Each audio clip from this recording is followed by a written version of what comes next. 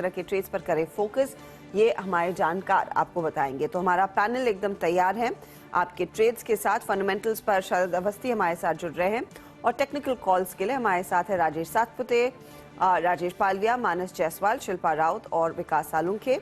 फिर 2:20 पर आज डॉक्टर लाल पैथलैब्स पर फोकस रहेगा। सेक्टर स्कैन में तगड़ा मोमेंटम देखने को मिल रहा है डायग्नोस्टिक स्पेस में, तो क्या चल रहा है यहाँ, इस पर डिटेल में करेंगे चर्चा।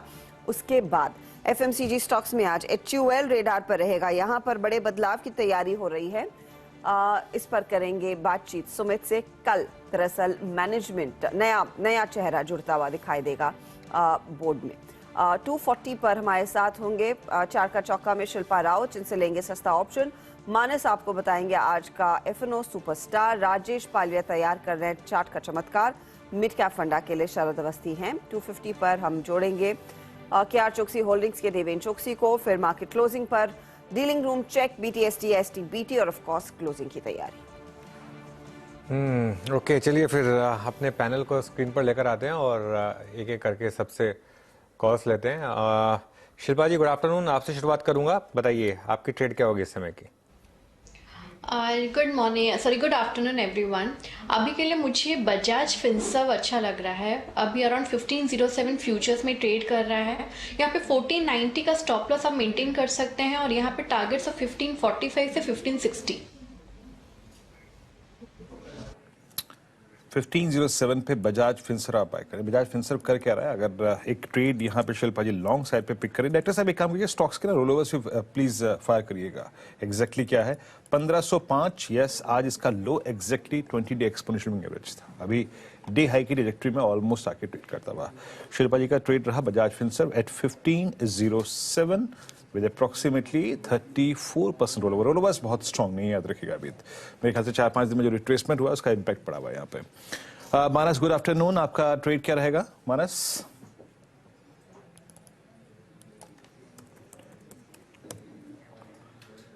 वो एक अनम्यूट वाला बटन होगा, दबा देंगे जरा प्लीज। माफ करिएगा वीरेंद्र जी।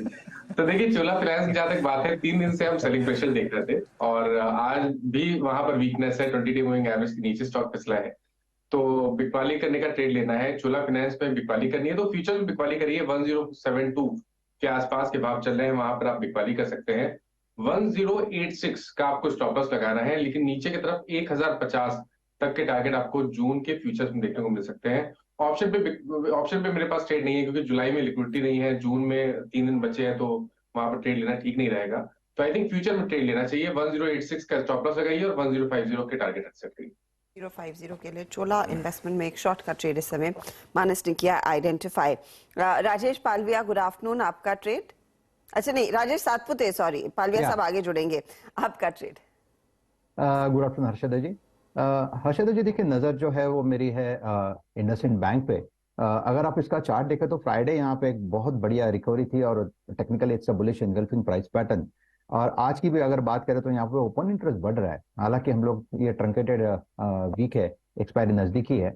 तो देखिए यहाँ पे जिस तरह से पैटर्न पैन आउट हो रहा है, मुझे लगता है कि 1300 को जिस तरह से इसने रिगेन किया है उसके बाद एक शॉर्ट कवरिंग फिर से ड्यू होगी, क्योंकि 1300 के जो कॉल राइटर है वहां पे शॉर्ट स्क्वीज हुआ। तो ये कहां तक जाएगा? तो मेरे हिसाब से इंडसइंड लॉन्ग करना है 1300 के ऊपर। 1350 इसका टारगेट होगा और अकॉर्डिंग टू चार्ट 1290 ये इसका स्टॉप लॉस होगा। ओके, चलिए इंडसइंड बैंक सुबह से एक्चुअली ये स्टॉक कई बार डिस्कस हुआ है। प्री ओपन में भी डिस्कस हुआ था, ओपनिंग में क्विक सिंगल्स में भी था ये, और यहाँ पर 50% के करीब रोल ओवर। राजेश पालवी आप जुड़ गए हमारे साथ। पालवी सर, गुड आफ्टरनून, बताइए आपकी ट्रेड इस समय की। गुड आफ्टरनून अनुज जी, गुड आफ्टरनून एवरीवन। सो अभी जो स्टॉक हमें पसंद आ रहा है वो है गोदरेज प्रॉपर्टी। स्टॉक में देखें तो 2 दिन के कंसोलिडेशन के बाद वापस स्टॉक में एक अच्छा बाइंग इंटरेस्ट यहाँ पे बनते हुए दिख रहा है। जिस तरीके से आज लॉन्ग बिल्टअप यहाँ पे हुए, हमें लग रहा है कि ये स्टॉक अब फर्दर यहाँ से मोमेंटम एक्सेलरेट करेगा टुवर्ड्स एक्सपायरी वीक में है। हम यहाँ पे प्रोजेक्ट कर रहे हैं इसके टारगेट 1545 से लेकर 1555 तक के। स्टॉप लॉस रखना होगा 1505 का गोदरेज प्रॉपर्टी फ्यूचर बाय करने की। प्रॉपर्टीज, जहां पर एक डेवलपमेंट आ रहा था कि गुड़गांव में दरअसल उन्होंने 15 एकड़ जमीन लग्जरी अपार्टमेंट्स बनाने के लिए ली और वो स्टॉक मोमेंटम में। शरद, गुड आफ्टरनून, बताइए आपका ट्रेड क्या रहेगा? गुड आफ्टरनून जी। मुझे लगता है बीपीसीएल में थोड़ी बहुत करेक्शन आई है और लॉन्ग टर्म में हमें लगता है कि ये काफी पॉजिटिव रहनी चाहिए स्पेस। फर्स्ट राउंड हमने मूवमेंट का देख लिया है, बट अब जैसे जैसे आने वाले समय में और एस्टैब्लिश होता है कि तेल की कीमतें ज्यादा ऊपर नहीं जा रही हैं या रादर स्टैग्नेंट रहेंगी नीचे के बायस के साथ, तो वैसे वैसे मुझे लगता है बीपीसीएल की री रेटिंग और स्ट्रांग होगी।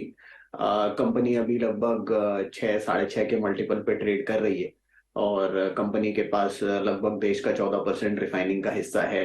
काफी बड़ा 15 करीब इनके पास फील्ड्स भी हैं जहां इनकी एनपी चल रही है, 7 इंडिया में 8 बाहर, तो उससे भी फायदा इनको मिलते रहना चाहिए।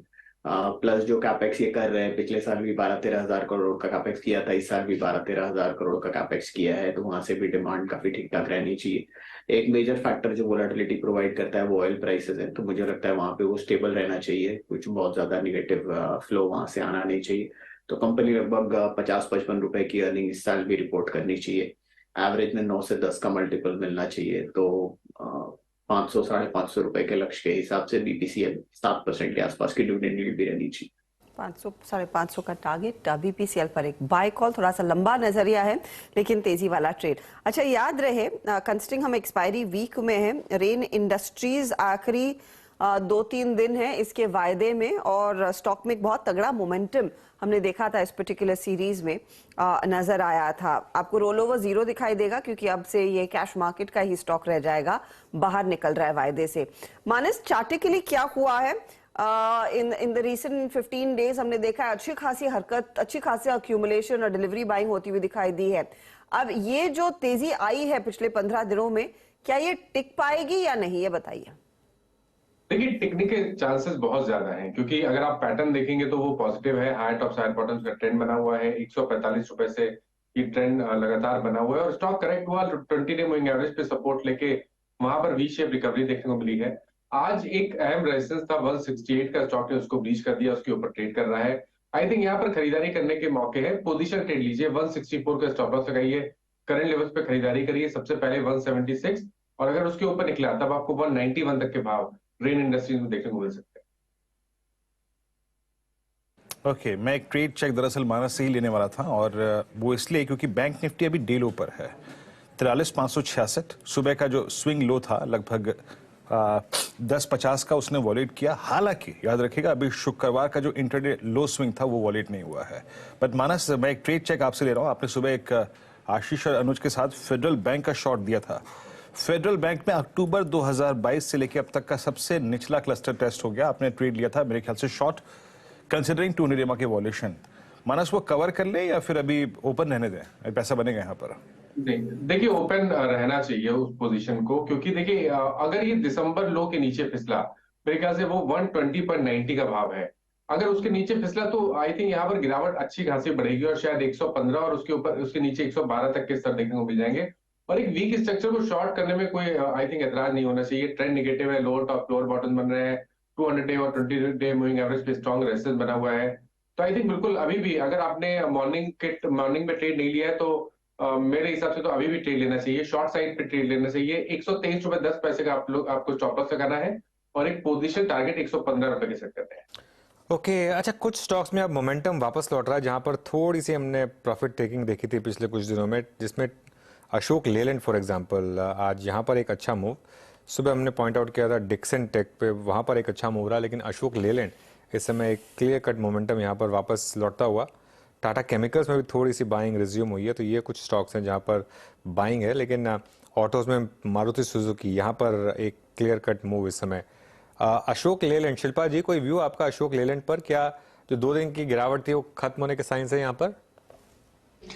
जी बिल्कुल अनुज जी, अशोक लेलैंड सुबह से ही एक रिडार में था। इनफैक्ट आज ऑटोज में तो आप जैसा आपने शो के स्टार्ट में भी बताया है, मूवमेंट बहुत पॉजिटिव है। तो यहाँ पे अशोक का स्ट्रक्चर भी बहुत पॉजिटिव है। यहाँ पे 160 के जोन्स में इसने अच्छा खासा सपोर्ट ले लिया है, तो मुझे लगता है gradually it is again moving towards 168-69 and उसके ऊपर अगर ये सस्टेन करता है then the open upside opening up to towards 185 से 190 जोन्स। तो लेकिन यहाँ पे ऑफकोर्स एक बाइंग अभी है towards first targets of 168 to 169 zones and above that extended targets. Okay, अच्छा, एक और स्टॉक कोफोर्ज, एक बार कोफोर्ज का चार्ट चेक करते हैं क्योंकि यहाँ पर एक अच्छा मोमेंटम इनफैक्ट चार्ट चेक से ज़्यादा जरूरी मैं बस शरद जी एक फंडामेंटल व्यू चाहूँगा आपसे। कोफोर्ज आपके ट्रैक लिस्ट में है क्या व्यू होगा स्टॉक पर? देखिए मुझे लगता है कोफोर्ज, सायंट और परसिस्टेंट को एक बास्केट में हम वैल्यू करते हैं, और ये तीनों स्पेस में हमें लगता है सायंट में ऑलरेडी रनअप काफी स्टीप आया है, क्योंकि सायंट में री रेटिंग काफी स्ट्रांग हुई है, वैल्यूएशंस काफी सस्ती थी। बट अब अक्रॉस द बास्केट तीनों ही स्टॉक्स में हमें लगता है वैल्यूएशन लगभग फेयर वैल्यू के आसपास है। जैसे जैसे आने वाले समय में और डेवलपमेंट्स आती है, ये हम मानते हैं कि आने वाले समय में ग्रोथ सबसे ज्यादा इन तीनों में रहनी चाहिए स्पेस में, क्योंकि थोड़ा कॉम्प्लिकेटेड वाला इंजीनियरिंग टाइप का काम करते हैं, तो उसमें से इनको काफी फायदा मिलना चाहिए। बट अभी ये रनअप के बाद मुझे लगता है कि लगभग फेयर वैल्यू के आसपास है, हो सकता है थोड़ा टाइम करेक्शन देखने को मिले, तो यहाँ से बहुत ज्यादा अपसाइड तो तीनों स्टॉक में मुझे नजर नहीं आ रही। लेकिन फार्मा काउंटर्स में बहुत तेजी देखने को मिल रही है। ये एक पॉकेट जहां पर हम मेंशन भी कर रहे थे हेडलाइन में, अच्छी खासी तेजी है। दिग्गजों में तो तेजी है, लेकिन पालविया साहब अगर आपकी नजर लॉरस लैब्स पर गई हो, ग्रैन्यूल्स जैसे काउंटर्स पर गई हो, ग्लेनमार्क जैसे काउंटर्स पर गई हो, इवन सो एलेम्बिक, इन सब में काफी अच्छा मूव देखने को मिल रहा है। क्या आप पिक करेंगे eight this point in time? तो हर्षा जी बिल्कुल, ये स्टॉक्स में देखें तो तीनों चारों स्टॉक्स जिनका आपने जिक्र किया, काफी अच्छा बाइंग इंटरेस्ट बना हुआ है। लॉरस लैब के सेटअप को अगर हम देखें तो 3-4 दिन से एक करेक्टिव मूव था, पार्शियल प्रॉफिट बुकिंग के, अब यहाँ पे वापस से बाइंग इंटरेस्ट बनते हुए दिखा है। हमें लगता है लॉरस लैब में जिस तरीके के सेटअप नियर टर्म चार्ट पे बने हुए, यहाँ पे 355 352 ये एक इंपॉर्टेंट सपोर्ट एरिया है। अगर ये इस लेवल को होल्ड आउट करता है तो इसमें पुल बैक जो बना है एक्सटेंड होते हुए दिखना चाहिए, और यहाँ पे नेक्स्ट टारगेट जो बन सकता है 375 की तरफ आते हुए दिख सकता है। वहीं ग्लेनमार्क का स्ट्रक्चर भी हमें काफी अट्रैक्टिव लग रहा है। ग्लेनमार्क में ये थर्ड कंसेक्यूटिव वीक है जहाँ पे एक स्टॉक पे साइडवेज कंसोलिडेशन दिखा रहा है एक बड़ी रैली के बाद। लेकिन ओवरऑल स्ट्रक्चर इसके पॉजिटिव है। हमें लगता है ग्लेनमार्क में हो सकता है हम टूवर्ड्स एक्सपायरी यहाँ पे एक अच्छा मोमेंटम बनते हुए देखें। 665 670 तक की अपसाइड हमें लगता है इसमें अगले 3-4 सेशन में आते हुए दिख सकती है। स्टॉप लॉस रखना होगा यहाँ पे करीब 628 के आसपास। ओके, तो ग्लेनमार्क जैसे काउंटर्स में एक अपॉर्चुनिटी साफ दिख रही है, मोमेंटम है। एलेम्बिक में भी एल्कम में भी मोमेंटम देखने को मिल रहा है। लॉरस लैब्स पर 375 का टारगेट आ रहा है। चलिए अब विकास सालों को भी जोड़ लेते हैं और उनसे पूछते हैं वो क्या ट्रेड लेना पसंद करेंगे। विकास, गुड आफ्टरनून, बताइए इस तरह के मार्केट में आप क्या पिक कर रहे हैं? Good afternoon Ashun. देखो ओवरऑल हमने देखा है कि मार्केट अभी फिलहाल तो एक इम्पोर्टेंट जो लेवल है 18,670, उसके नीचे स्पॉट फिलहाल ट्रेड करते हुए देखने मिल रहा है। ये देखना जरूरी है कि क्लोजिंग कहाँ पे रखता है। अगर उसके नीचे रखता है थोड़ा सा भी कॉशियस रहेगा, लेकिन स्टॉक स्पेसिफिक मेरे मिक्स रहेंगे। मुझे लगता है कि गोदरेज प्रॉपर्टी यहाँ पे बाय करके जाना चाहिए। शॉर्ट टर्म कॉल है ऊपर में, मुझे लगता है वापस 1580 1590 की टारगेट गोदरेज प्रॉपर्टी में आते हुए देखने मिल सकते हैं। जिस हिसाब से आज इंट्राडे उसका जो चार्ट स्ट्रक्चर बनते हुए देखने मिल रहा है, तो पॉजिटिव रीजन इस काउंटर में एक देखने मिल सकता है। 1490 का स्टॉप लॉस लगा है, गोदरेज प्रॉपर्टी को यहाँ पे बाय करना है। जो हमने देखा है कि डेली चार्ट पे भी हमने लास्ट 5 से 6 दिन में थोड़ा सा रिट्रेसमेंट इस काउंटर में देखा था। फ्राइडे क्लोजिंग मैनेज की थी और आज उसको वापस ऊपर में जो फ्राइडे का हाई है वो ब्रेक करने के बाद एक पॉजिटिव रीजन अभी सेकंड हाफ में गोदरेज प्रॉपर्टी में देखने मिल रहा है। तो 1590 के लिए गोदरेज प्रॉपर्टी बाय कर सकते हैं। दूसरा रहेगा, अभी फिलहाल इस स्टॉक के बारे में बात भी हुआ था, फेडरल बैंक। यहाँ पे सेल कॉल रहेगा। अगर चार्ट स्ट्रक्चर देखो तो यहाँ पे क्लियरली इंडिकेट कर रहा है कि यहाँ से और नीचे की तरफ फेडरल बैंक आते हुए देखने मिल सकता है। नीचे में वापस जो रेंज यहाँ पे ओपन होती है देखने मिल रही है वीकली चार्ट पे, यहाँ से 115 114 जो रेंज है वहां तक मुझे लगता है आराम से एक रिट्रेस कर सकता है। जो एक्सटेंशन की लेवल थी 61.80 के, वो 115 के आसपास आते हुए देखने मिल रही है। तो ये यहाँ से 115 तक फेडरल बैंक में एक सेल ऑफ आ सकता है। ऊपर में 124 एक इम्पोर्टेंट रेजिस्टेंस इस काउंटर में देखने मिला है। लास्ट 2 ट्रेडिंग सेशन में हमने देखा है 124 ब्रेक नहीं कर पा रहा, तो 124 के स्टॉप लॉस से इसमें सेल करना है। नीचे में 114 115 टारगेट फेडरल बैंक में भी मुझे लगता है 1 से 2 दिन में भी, एक वीक के पॉइंट ऑफ व्यू में अगर इसको लेके जाए तो मुझे लगता है एक प्रेशर बिल्ड होते हुए देखने मिलेगा। तो फेडरल बैंक सेल रहेगा और गोदरेज प्रॉपर्टी बाय रहेगा। ओके, तो ये फेडरल बैंक में सेल साइड का कॉल और गोदरेज प्रॉपर्टीज एक कंसेंसस कॉल है तेजी की तरफ। चलिए एक और पॉकेट जो हम रेडार पर रख रहे हैं पिछले कुछ दिनों से, वो है पैथलैब शेयर, डायग्नोस्टिक शेयर। पिछले 1 महीने में इस स्पेस में हमने देखा है 10% से ज्यादा की तेजी आ चुकी है। अब एक्शन क्यों बढ़ रहा है, इंडस्ट्री की अभी तस्वीर कैसी दिख रही है, इसी पर एक कॉर्पोरेट स्कैन अब आपके लिए करेंगे पेश। हमारे साथ जुड़ रहे हैं डॉक्टर लाल पाथ लैब्स के ग्रुप CFO वेद पी गोयल। मिस्टर गोयल, स्वागत है आपका CNBC आवाज पर। हमने देखा है पिछले 1-1.5 महीने में बहुत तगड़ी तेजी, बहुत इंटरेस्ट निवेशकों का इन डायग्नोस्टिक कंपनियों में आता हुआ दिखाई दे रहा है, तो लगा आपसे पूछ ले कि ऑन ग्राउंड सिचुएशन क्या है। अब Q1 रफली खत्म हो रहा है, अब यहाँ से मॉनसून जैसे जैसे पिकअप होता है वो फ्लू सीजन भी चढ़ने लगता है, तो I am expecting things will pick up for you in terms of testing.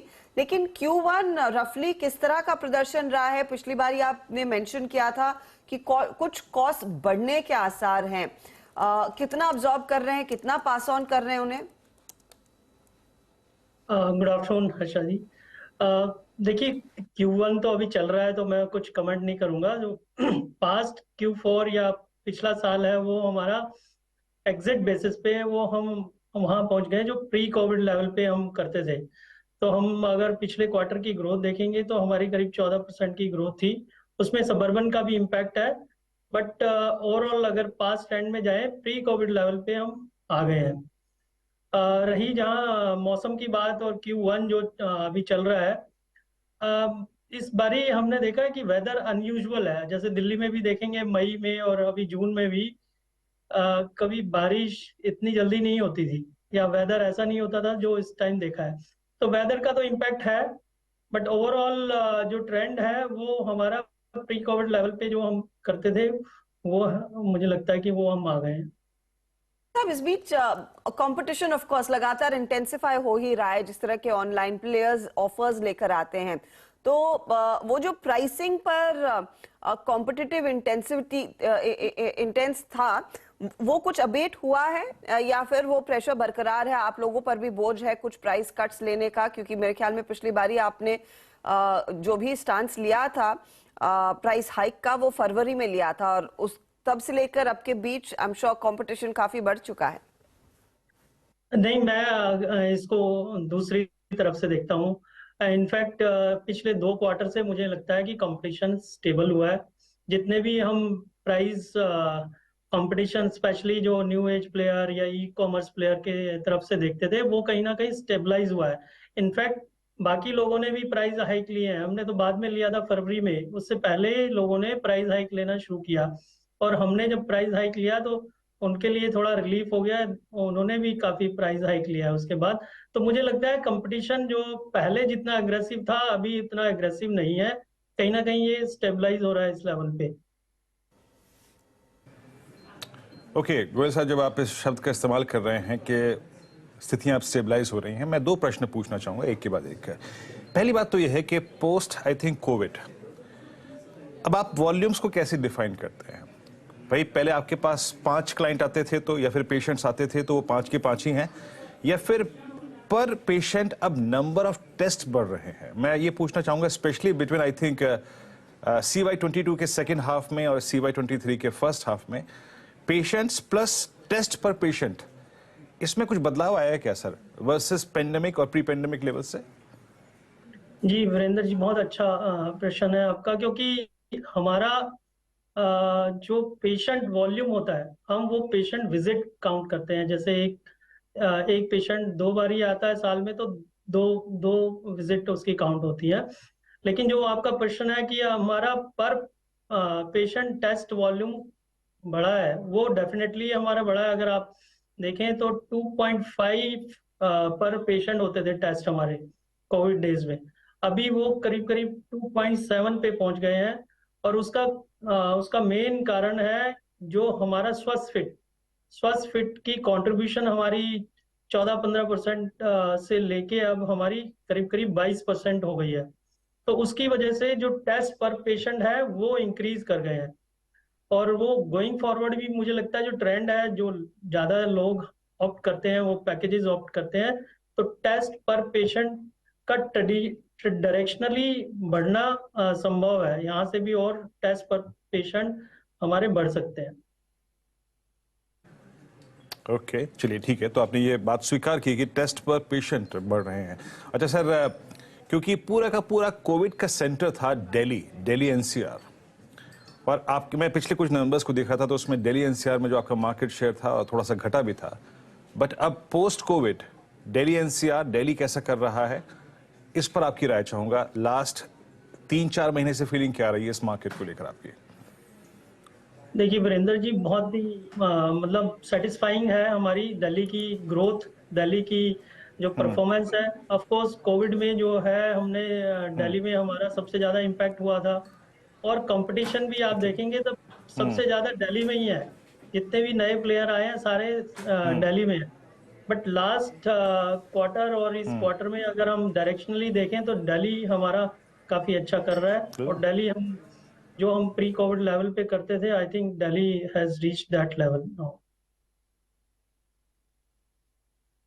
अच्छा कर रहा है और पिछले 2-3 महीने में दिल्ली का मार्केट शायद आपने रीगेन किया है, मैं ये पूछना चाह रहा था एग्जैक्टली। अच्छा सर ये बताइए, अभी कुछ देर पहले हर्षदा के प्रश्न के उत्तर के जवाब में जी आपने एक बात कही थी कि we took some price hikes. ये जो फरवरी में आपने प्राइस हाइक्स लिए थे सर, ये अक्रॉस द बोर्ड थे या फिर कुछ पर्टिकुलर सेगमेंट में थे? और मुझे ये बताइए, ये प्राइस हाइक मार्जिन्स को सस्टेन करने के लिए थे या फिर मार्जिन्स को एक्सपेंड करने के लिए थे? अब मार्जिन्स की स्थिति, वो जो हिस्टोरिकली अपने कुछ प्राइस हाइक्स लिए हैं 3-4 महीने में, उसके बाद इस क्वार्टर के लिए लाइकली टू बी किस रेंज में रहेगी? देखिए, प्राइस हाइक लेने के बाद पहली बात तो प्राइस हाइक हमने कई सालों से लिए नहीं वीरेंद्र जी। आप देखेंगे 4-5 साल से हमने कोई प्राइस हाइक नहीं लिया, और इतनी इन्फ्लेशन के बाद भी हमने उसको ऑब्जर्व किया। हमारे मार्जिन्स जो मेंटेन ही थे। सर गोयल साहब, जहां पे कुछ मैनुअल इंटरवेंशन होता है उसमें प्राइस हाइक्स लिए थे। मैं अब पर्टिकुलर टेस्ट का नाम नहीं लूंगा, लेकिन लिए थे आपने। हाँ, मैं बता रहा हूँ आपको सर, जो हमारा अभी प्राइस हाइक हुआ है, जो फरवरी में जो आप बात कर रहे हैं, वो हमने खाली स्पेशलाइज्ड और सुपर स्पेशलाइज्ड टेस्ट पे लिए हैं। बाकी जो रूटीन के टेस्ट हैं, जो फ्रिक्वेंटली ऑर्डर टेस्ट हैं, उन पे हमने कोई अभी प्राइस हाइक नहीं लिया। और उस पे हमारा मानना है कि क्योंकि अभी कंपटीशन अभी भी खत्म नहीं हुआ है, कंपटीशन अभी भी है, इसलिए प्राइस प्रेशर उन पे अभी भी है। तो उन पे हमने कोई प्राइस इंक्रीज नहीं लिया है, लेकिन सुपर स्पेशलाइज्ड और स्पेशलाइज्ड जो टेस्ट है उन पे हमने प्राइस तो करीब करीब आप मान के चलिए कि 50-60% पोर्टफोलियो पे हमने प्राइस हाइक लिया है। और जो प्राइस हाइक लिया है उसका एनुअलाइज बेसिस पे अगर हम करेंगे तो 2 से 2.5% का बेनिफिट मिलता है रेवेन्यू ग्रोथ पे। 2 से 2.5% का इम्पैक्ट आता है एनुअलाइज बेसिस पे। बहुत शुक्रिया। आई थिंक आपकी वर्डिंग्स, आपके आज की कमेंट्री एटलीस्ट हमको इस क्वार्टर के लिए ऑप्टिमिस्टिक बना रही है सर। बहुत बहुत शुक्रिया इस कार्यक्रम में शामिल होने के लिए और सभी महत्वपूर्ण पहलुओं पर बातचीत करने के लिए, प्राइस हाइक्स को लेकर, मार्केट्स को लेकर, दिल्ली मार्केट को लेकर अपनी राय रखने के लिए। डॉक्टर लाल पैथलैब आपकी स्क्रीन पे आ रहा है, इट्स ऑलमोस्ट 2155। एक बार मेट्रोपोलिस भी रखिएगा क्या कर रहा है। मेट्रोपोलिस दोनों ही स्टॉक्स में मूव अच्छा था। यस, मेट्रोपोलिस भी 1425 पर। शरद आपकी राय, फार्मा अच्छा कर रहा है, बट एक ऐसे समय जब फार्मा अच्छा कर रहा है, क्या आप इस वक्त कोई डायग्नोस्टिक स्टॉक को चेस करना चाहेंगे और आपका प्रेफर्ड अगर है तो क्या? देखिए, मुझे लगता है प्रेफर्ड पिक ये फ्रंटलाइन स्टॉक्स में तो हमको कुछ समझ में नहीं आता, क्योंकि जिन वैल्यूएशंस पे ट्रेड कर रहे हैं वो थोड़ा सा एक्सपेंसिव साइड पे है, 40-45 टाइम फॉरवर्ड। मुझे लगता है कंपैरेटिवली कृष्णा डायग्नोस्टिक एक छोटी कंपनी है जो अफोर्डेबल हेल्थ केयर की तरफ ज्यादा फोकस कर रहे हैं, अफोर्डेबल डायग्नोस्टिक्स की तरफ, तो और उनकी ग्रोथ प्लान्स भी काफी अग्रेसिव हैं। तो मुझे लगता है वो एक कंपनी हो सकती है जहां वैल्यूएशन कंफर्ट हमको ज्यादा है। और दूसरा प्रोबेबली थायरोकेयर, और रिसेंटली जैसे गवर्नमेंट ने भी रिफर्बिश्ड मशीन्स वगैरह अलाउ करने की योजना दी है, तो मुझे लगता है इन कंपनीज को काफी फायदा होना चाहिए डायग्नोस्टिक स्पेस में।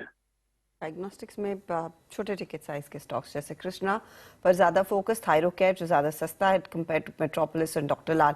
अच्छा, by the way mid cap index आपकी स्क्रीन पर लेकर आएंगे क्योंकि ये 200 पॉइंट से ज्यादा की बढ़त पर कर रहा है कारोबार। मोमेंटम यहाँ पर हर टिक के साथ दरअसल हो रहा है और भी मजबूत। और कुछ स्टॉक्स आपकी स्क्रीन पर रखते हैं जहां पर पिछले 10 मिनटों में तेजी की पोजीशंस और बढ़ने लगी है। कुछ देर पहले अनुज मेंशन कर रहे थे कोफोर्ज के स्टॉक को, लेकिन आप देखिए परसिस्टेंट सिस्टम भी, क्योंकि यहां पर भी पिछले 10 मिनटों में अच्छी तेजी आती हुई दिखाई दे रही है। स्टॉक 4862 के आसपास अब 1.1% ऊपर है। राजेश सातपुते, क्या खरीदेंगे परसिस्टेंट या फिर 4900 के ऊपर ज्यादा बेहतर ट्रेड है?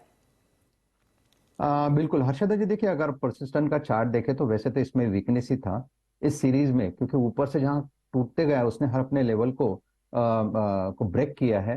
तो अभी ये जो है ये रिलीफ रैली है, और आपने बिल्कुल सही कहा, अभी यहाँ पे खरीदी, यहाँ पे जो हम बाइंग है, फ्रेश बाइंग नहीं हो सकती, क्योंकि इसका जो रेजिस्टेंस बनता है वो करीबन 4870 से लेकर 4910 के ट्रेजेक्टरी में आता है, जहाँ पे 50, 20 एंड 10 डीएमए है। तो अगर कुछ लॉन्ग करना है तो ब्रेकआउट के लिए इंतजार करें, otherwise this will be just a relief rally. Relief rally, breakout का इंतजार 4900 के आसपास देखेंगे, इसे रिविजिट किया जा सकता है। अच्छा, देखिए आप जुबिलेंट फूड के स्टॉक को करीब 3% का इजाफा यहाँ पर साफ नजर आ रहा है। इनफैक्ट कंजम्पशन से जुड़े हुए, चाहे वो आपकी छोटी एफएमसीजी कंपनियां हो, आपके टू व्हीलर स्टॉक्स हो, उन सब में तेजी बनती दिखाई दी है। लेकिन जुबिलेंट फूड में एक अच्छा खासा momentum pickup, little early to say कि रोल ओवर की पोजीशंस क्या रहेंगी, क्योंकि अब तक सिर्फ 44-45% का ही देखने को मिला है। मानस, आपकी अप्रोच क्या है जुबिलेंट को लेकर? पिछले हफ्ते भी बीच में इसमें कुछ चाल मजबूती की दिख रही थी। तो बिल्कुल हर्षिता सही कह रहे हैं आप। पहले भी हमने यहाँ पर तेजी देखी थी और 200 डे मूविंग एवरेज स्टॉक ने ब्रीच भी किए थे, लेकिन स्टॉक ऊपर सस्टेन नहीं हो पाया और लास्ट सेशन में तो काफी अच्छी खासी गिरावट देखने को मिली थी। 20 डे मूविंग एवरेज के नीचे फिसला, 100 डे और 50 डे मूविंग एवरेज पे आज सपोर्ट लिया, वहां पर बाइंग इंटरेस्ट देखने को मिल रहा है। बट फिर भी करंट लेवल्स पे खरीदारी करने की राय नहीं रहेगी। खरीदारी केवल 498 रुपीज के ऊपर करेंगे और उस केस में 486 के स्टॉप लॉस लगाएंगे, क्योंकि उसके बाद आपको शायद 505 के ऊपर के भाव भी देखने को मिलेंगे और 517 के भाव भी देखने को मिल सकते हैं। तो अभी खरीदारी नहीं करनी है, 498 के ऊपर खरीदारी करनी है। के ऊपर ही दरअसल स्टॉक में पोजीशन लेनी, यानी कि 8 रुपए और चल जाए, स्टेबल हो, तब खरीदारी की पोजीशन में 550 का टारगेट आएगा, वरना दूर ही रहे। टू व्हीलर स्पेस में देखिए हीरो मोटोकॉर्प अब देखते देखते 2.5% ऊपर, अचानक इसमें पिछले 10 मिनटों में 1% की और तेजी जुड़ गई है। मारुति की चाल अब नियरली 2% की मजबूती की तरफ आती हुई, और M&M भी अब 2% ऊपर है। टाटा मोटर्स भी कैचअप करता हुआ, और आयशा मोटर्स आधे % की गेम्स, तो अचानक तेजी आ रही है। यहाँ पर हर्षदा एक बहुत ब्यूटीफुल सेटअप है, पूरा का पूरा auto space, market leading index, इससे ज्यादा करेक्शन नहीं देगा आपको, वो जो पिछले 2 दिन में करेक्शन आई थी। प्लस यहाँ पर वो जो एक मॉनसून का इम्पैक्ट है वो क्लियरली विजिबल है। और आप देखिए, अगर इकोनॉमी में वापस एक ये जो एक डर का फैक्टर था कि मॉनसून की वजह से अगर कुछ प्रॉब्लम आएगी, लेकिन वो एक क्लियर कट अप्रोच थी कि यहाँ पर, और प्रोफाइल ऑफ स्टॉक्स जिस तरीके से भागे, हीरो मोटोकॉर्प, आपका M&M, अशोक लेलैंड, यहाँ पर मुझे लग रहा है कि एक अच्छा मोमेंटम। इनफैक्ट अशोक लेलैंड मुझे लग रहा है कि अब वापस शायद तैयार है अपने 52 वीक हाइस की तरफ जाने के लिए, और अपने ऑल टाइम हाइस जो रहेंगे इसके, उसकी तरफ जाने के लिए। इनफैक्ट शिल्पा, कोई ऑप्शन लिया जाए अशोक लेलैंड में, अगर कोई सजेस्ट करना चाहेंगे आप ट्रेड यहाँ पर तो? जी बिल्कुल, अशोक लेलैंड के जैसे हम लोग ने, मैंने आपको अभी इस शो के स्टार्ट में आपने पूछा तो मैंने आपको सजेस्ट किया था, यहाँ पे आप 170 का जो कॉल ऑप्शन है जुलाई सीरीज का, आप इसमें पार्टिसिपेट कर सकते हैं। रफली 3 रुपये 25 पैसा भी चल रहा है। इट्स मुझे लगता है बहुत ही मैनेजेबल रिस्क है ये। यहाँ पे आपको हार्डली कुछ खोने के लिए है। स्टॉप लॉस लगाना भी है तो आप 1 रुपये का यहाँ पे लगा के चलिए, और व्यू सही जाता है ये टूवर्ड्स 8 to 10 आपको ट्रेड करते हुए मिलेगा। अशोक लेलैंड का जुलाई का 170 का कॉल ऑप्शन आप ले सकते हैं, यहाँ पर एक अच्छा मोमेंटम पॉसिबल है। एक और स्टॉक जहाँ पर आज थोड़ा सा मोमेंटम थोड़ा सा लौटा है वो है टाटा कम्युनिकेशंस। एक बार वो चार्ट लेकर आते हैं टाटा कम्युनिकेशंस का। मानस, एक बार जरा व्यू दीजिए इस पर। देखिए टाटा डिविडेंड एक्स हुआ इसमें, तो उस एक्स के बाद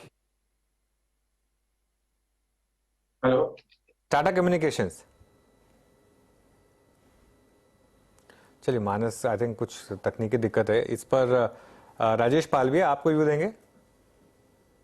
तो बिल्कुल टाटा कम्युनिकेशन में देखें तो एक करेक्टिव मूव था लास्ट वीक में, लेकिन ओवरऑल अगर इसके सेटअप देखें तो एक बुलिश टेरिटरी में ही स्टॉक ट्रेड कर रहा है। काफी अच्छे मोमेंटम हमने पिछले कुछ हफ्तों में देखे, तो स्टॉक में एक माइल्ड प्रॉफिट बुकिंग के बाद वापस से यहाँ पे बाइंग का रुझान बनते हुए दिख रहा है।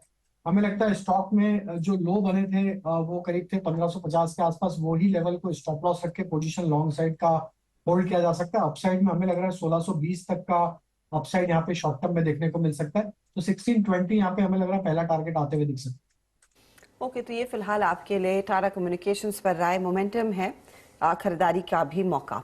अब थोड़ा सा गियर शिफ्ट करते हैं और कंजम्पशन थीम की बात करते हैं, जहां पर आज सबसे ज्यादा एक्शन देखने को मिल रहा है और HUL फोकस में रहेगा, क्योंकि कल दरअसल मैनेजमेंट में बड़ा बदलाव देखने को मिलेगा। संजीव मेहता साहब एमडी और सीईओ के पद को छोड़ रहे हैं और इस पद की कमान संभालने के लिए तैयार किया गया है रोहित जावा को।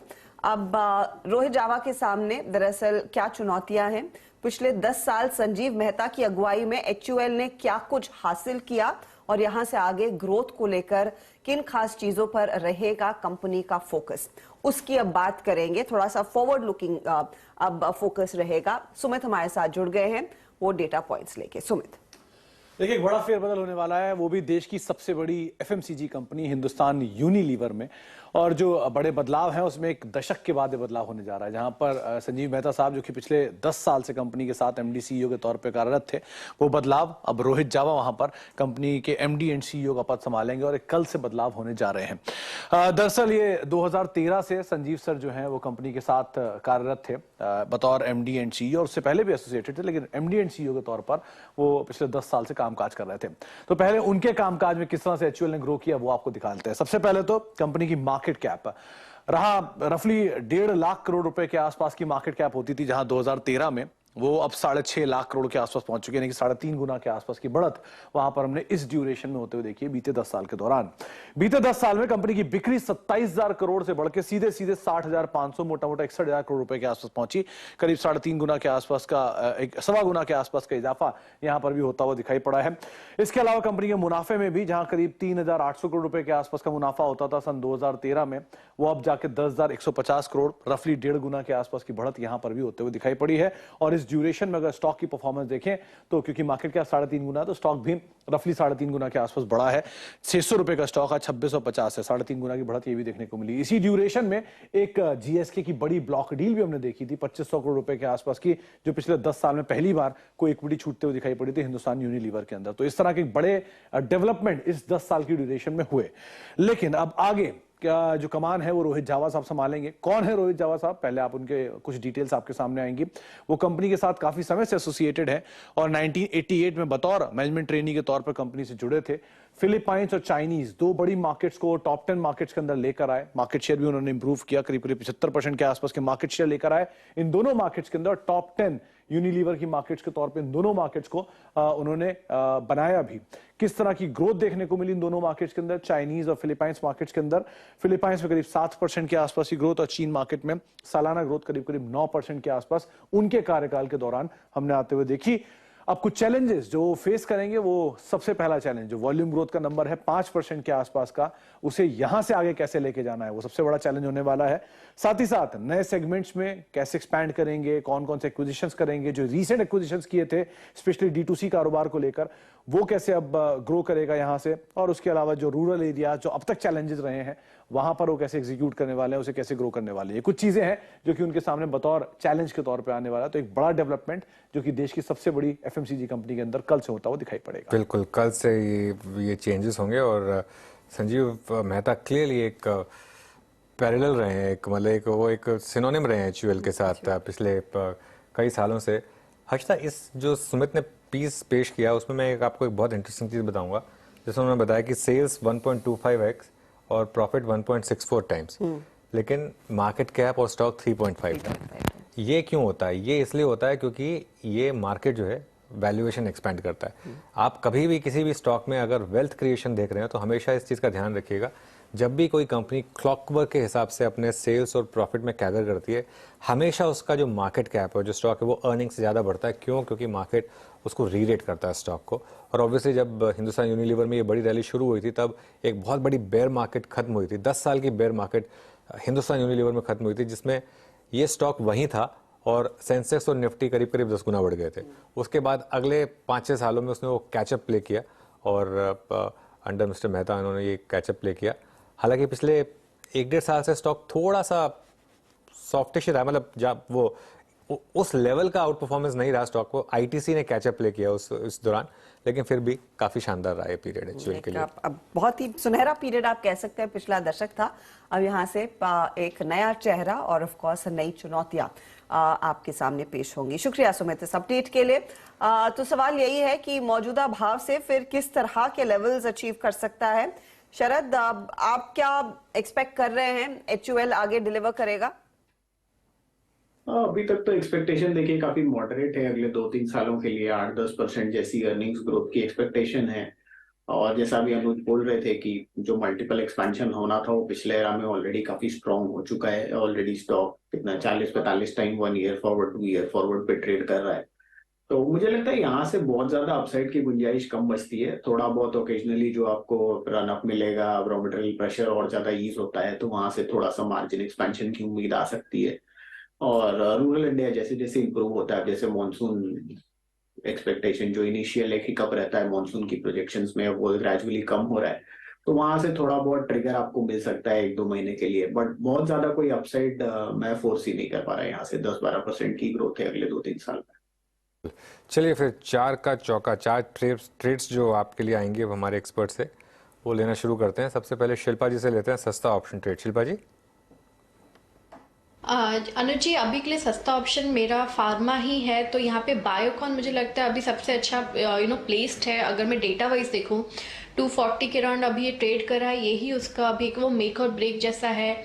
और जिस तरह से सेक्टर में मोमेंटम है, मुझे लगता है बायोकॉन यहाँ पे अभी ब्रेकआउट देगा एंड मूव टुवर्ड्स 250। तो जुलाई सीरीज का 250 का कॉल ऑप्शन बायोकॉन में अभी ₹5.60 के अराउंड चल रहा है। आप इसमें पार्टिसिपेट कीजिए, आपको यहाँ पे टारगेट्स टुवर्ड्स 10 या 12 तक भी देखने को मिल सकते हैं। और स्टॉप लॉस यहाँ पे आपको ₹2.50 का लगाना है।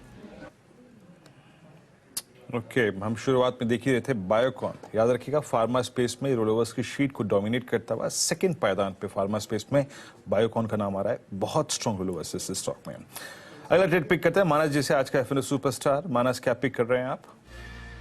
देखिए एम्फेसिस पे बिकवाली करने की राय रहेगी। एम्फेसिस के पैटर्न देखेंगे तो वहां पर आपको लोअर टॉप लोअर बॉटम दिखेंगे। एक हेड एंड शोल्डर जैसा पैटर्न बना हुआ है जिसका नेकलाइन ऑलरेडी ब्रीच हो चुका है।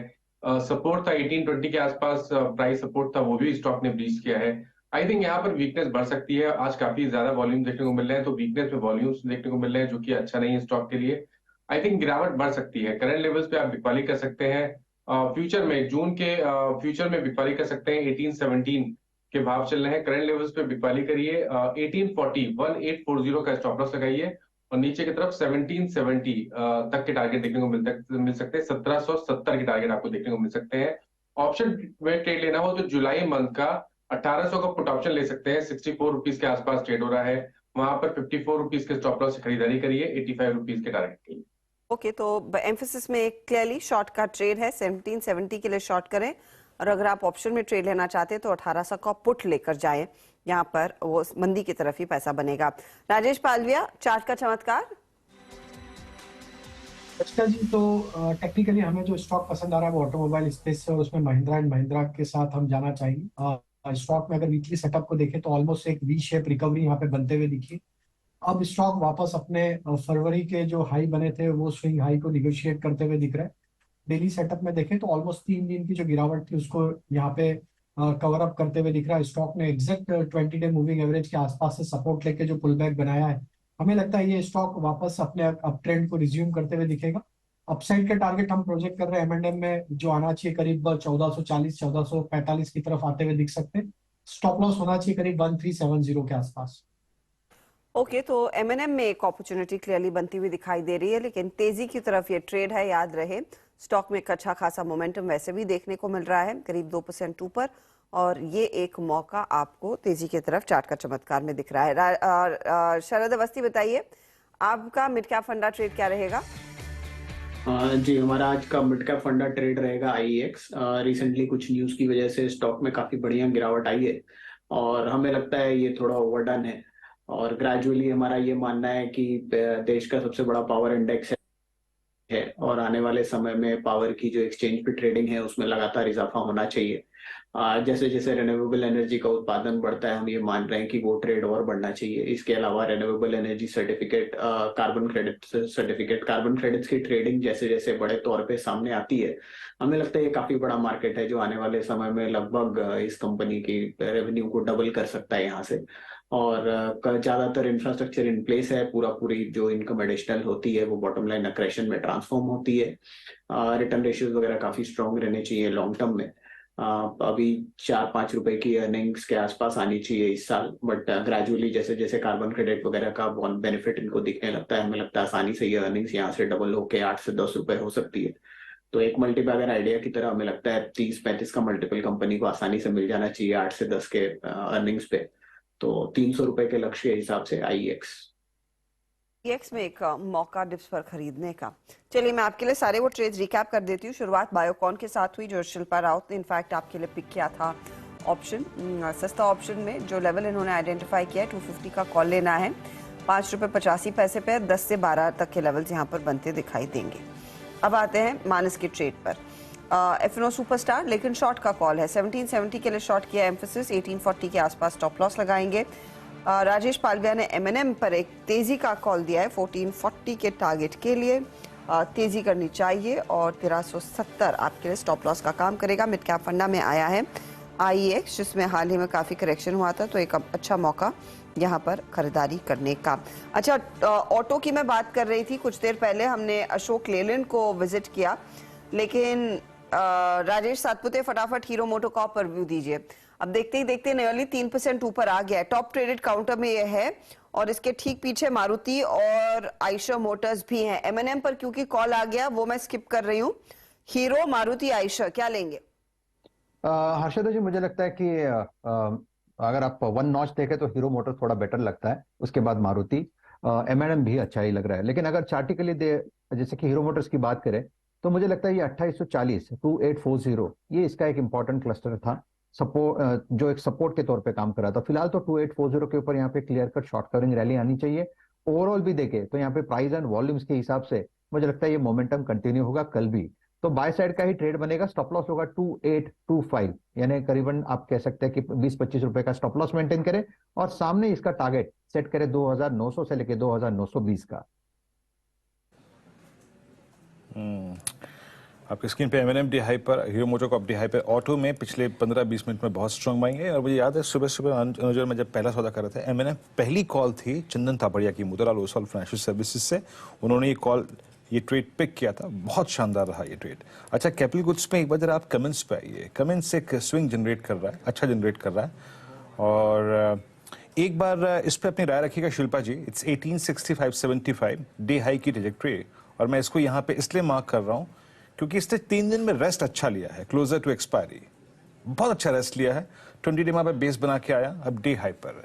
आपको ट्रेड पॉसिबिलिटी लग रही है शिल्पा जी यहाँ पर, और कोई ऑप्शन थॉट अगर जुलाई के लिए हो तो बताइएगा। जी बिल्कुल वीरेंद्र जी, मेरा भी ये रेडार में था, मैं कमेंट से देख रही थी यहाँ पे टुवर्ड्स 1900 तो एकदम अप्रोचेबल है। तो आई वॉज लुकिंग एट कि यहाँ 1900 के ऊपर भी जाए तो कितना हम लोग इसमें एक्सपेक्ट कर सकते हैं। तो अगर 1900 फर्स्ट टारगेट है, इसके ऊपर रहता है तो 1935 से 1940 तक भी टारगेट्स है। तो जुलाई सीरीज में अगर आप देखेंगे ऑफकोर्स यहाँ पे थोड़ा लिक्विडिटी का प्रॉब्लम है बिकॉज जुलाई सीरीज है, लेकिन अगर किसी को ये थोड़ा प्रीएम्प्ट करना है एंड यहाँ पे एक गेन्स अच्छा आपको मिलेगा ऑप्शंस के थ्रू अगर आपको प्ले करना है तो 1900 का कॉल ऑप्शन रफली अभी 46 हाफ पे ही है, तो आप इसको ले सकते हैं। यहाँ पे मुझे लगता है टारगेट्स टुवर्ड्स 80 भी आपको देखते हुए मिलेंगे और स्टॉप लॉस यहाँ पे आपको रफली 30 के अराउंड मेंटेन करना है। Okay comments 1900 call at the rate 4650। याद रखिएगा सारे ऑप्शंस जो डिस्कशन में इस कार्यक्रम में हो रहे हैं जुलाई एक्सपेंसिव ऑल्सो। मेरा ऐसा समझना है कि जो HNI इन्वेस्टर्स स्टॉक ट्रेडर्स जिन्होंने ये मिड कैप काउंटर्स के अंदर लिक्विडिटी के आधार पर जो एक बाइंग किया था और उसके ऊपर उन्होंने एक आई थिंक मुनाफा जो बना है उनका, they are probably booking the profit at this point of time. मैं ऐसा समझता हूँ कि आई थिंक ज्यादातर फंड्स ये प्रॉफिट बुक करने के साथ में शिफ्ट हो रहे हैं some of the large cap की तरफ, because comparatively the large cap companies have under performed in the market in last 2 months vis-a-vis the mid cap companies। तो ये एक पोजीशन शिफ्टिंग का जो दायरा है हम उसे देख रहे हैं यहाँ पे। some of the good quality large cap companies which are also part of index at this point of time, they are basically now being bought into by some of the informed or the early investors within the HNI category, and that is where I believe that I think some market is doing some amount of I think balancing adjustment as we want to call it। शायद ये दायरा थोड़ा तक चलेगा, समय तक चलेगा, ऐसा मेरा मानना है। But good part is that money is getting shifted into the better quality stocks. अच्छा, आज ऑटोज में अच्छी तेजी देवेंद्र, और क्या मॉनसून का जो एडवांस हुआ है पिछले 3-4 दिन में उससे एक नई लेग मिलेगी इन स्टॉक्स को? मैं ऐसा मानता हूँ कि I think overall opportunity auto basket के अंदर काफी हद तक आई थिंक हम देख कंपनीज के पास आई थिंक एक अच्छी आगे की एक विजिबिलिटी भी है ऑर्डर्स के हिसाब से देखे तो। जब पिछले साल के अंदर जब भी पोजीशन के अंदर because of the chip shortage ये प्रॉब्लम थी, ये साल के अंदर ये शॉर्टेज की प्रॉब्लम शायद नहीं है, but to a greater extent I think this is going to probably solve lot of problems for many of the auto companies as far as the volume is concerned. Fortunately, ये साल के अंदर दूसरी चीज हमें देखने मिल रही है कि because of the continuous spending by the government on infrastructure and also the investment made by the industry through the PLI schemes and others, मेरा ऐसा मानना है कि the amount is coming in hands of people for discretionary spending. At the same time, I think with the good monsoon prospects currently, I believe that जो rural area के अंदर जो crop की पोजीशन है 3 महीने के बाद की, उनकी संभावना के अंदर एक ऐसा समझ के चलते हैं कि I think the auto demand will surge going forward. तो maybe I think second half of the financial year we should be seeing a significantly large portion of auto demand coming up in commercial vehicle, which would be my preference too, I think a beginning stage, and then maybe into two-wheelers and the four-wheelers. So from that perspective, I believe that I think auto should remain a buy opportunity in the market at this stage.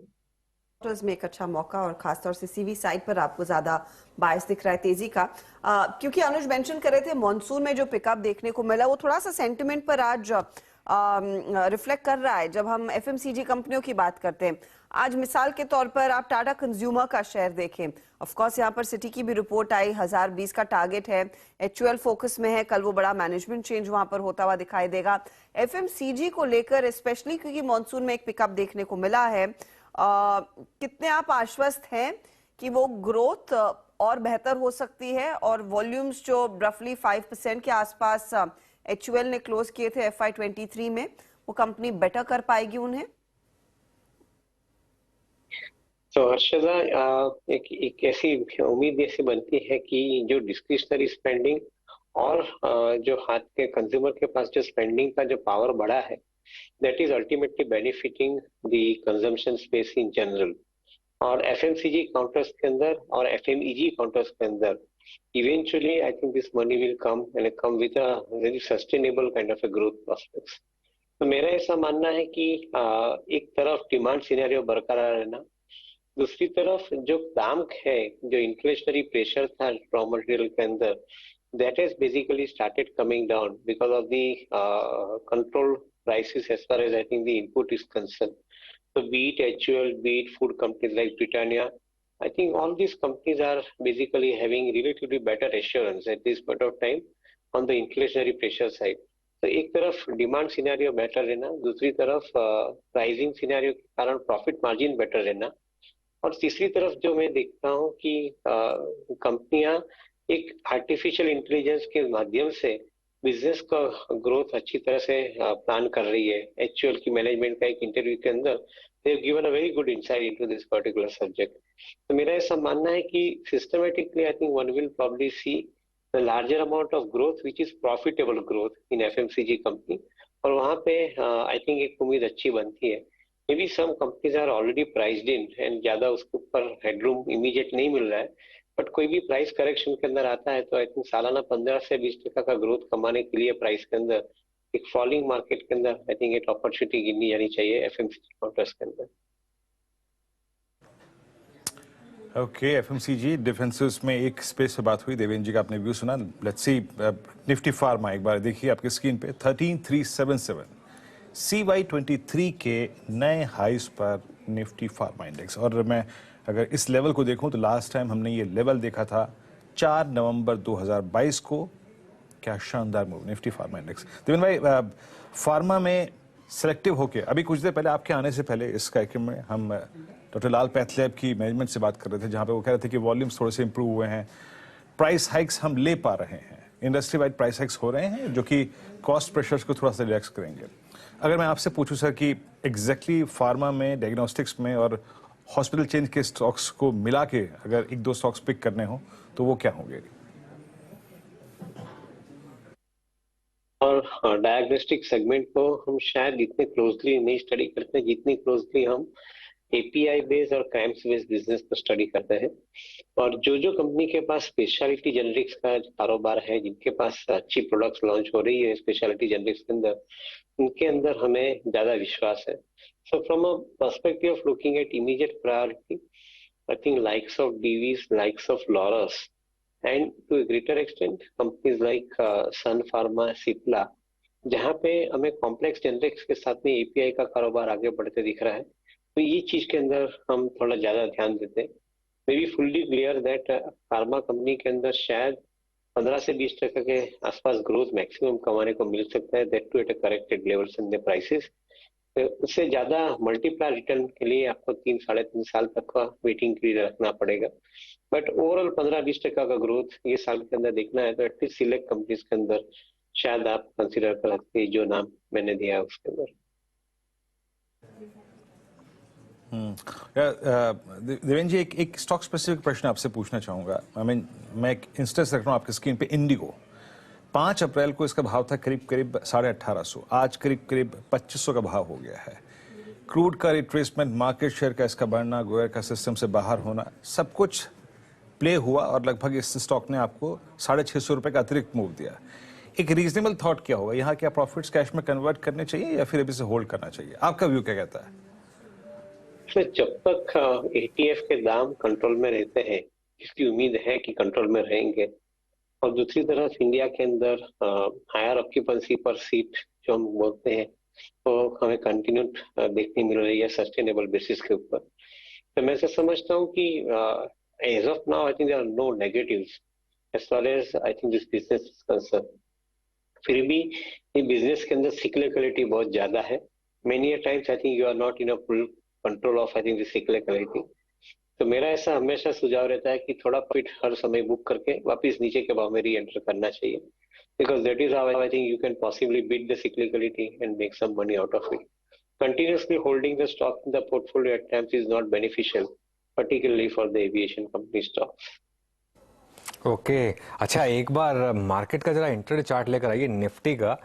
एकदम से अच्छा pickup Nifty में और अब 18,700 के ऊपर फिर से एक बार इंट्राडे में देखिए शानदार पुल बैक, और शायद हम डे हाई की तरफ बढ़ रहे हैं। 18,722 था सुबह का डे हाई, शायद उसकी तरफ ये इंडेक्स जा रहा है। और आईसीआईसीआई बैंक का एक बार चार्ट देखिए इंट्राडे में।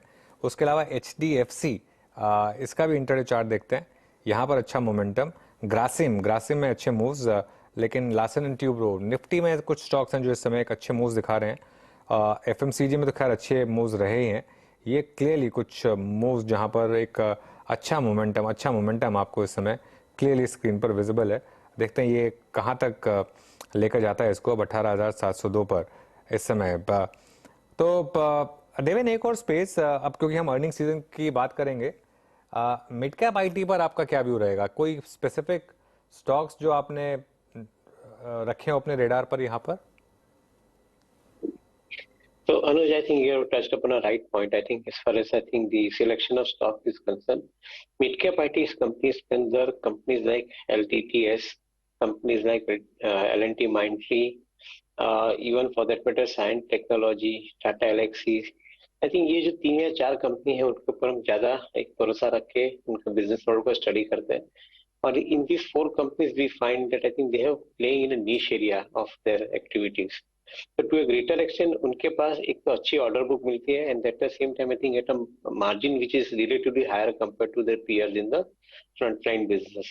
So मैं ऐसा समझता हूँ कि I think likes of LTTS, L&T Mindtree or for that matter Cyient Technology, they remain relatively good growth providers as far as the business visibility and the profit is concerned.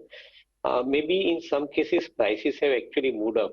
तो शायद कभी market में थोड़ा सा correction softness आती है, so we would probably again say I think buy into this particular counters. We believe that 15-20% का appreciation is definitely possible in this kind of companies over a period of I think 12 months. Okay चलिए देवेन, शुक्रिया फिर जुड़ने के लिए आज हमारे साथ और बात करने के लिए हमारे साथ। चलिए ये हो गई बात देवेन चोकसी से। बहुत ही इंटरेस्टिंग मूव निफ्टी में, जैसा मैंने कहा एकदम से एक फ्रेश स्पर्ट आया। लेकिन मिड कैप इंडेक्स देखिए आप एक बार जरा, मिड कैप इंडेक्स में शानदार मोमेंटम अब इस समय 309 पॉइंट ऊपर मिड कैप इंडेक्स। ध्यान रखिएगा हाई से हम करीब 2.6% करेक्ट हुए थे और आज उसमें से करीब करीब 1% हम रिक्लेम कर चुके हैं। तो एक शानदार मूव वहाँ पर। रेन इंडस्ट्रीज की बात हुई थी लास्ट सीरीज इसकी F&O में, यहाँ पर एक अच्छा मोमेंटम। और टाटा कंज्यूमर अब डे हाई पर।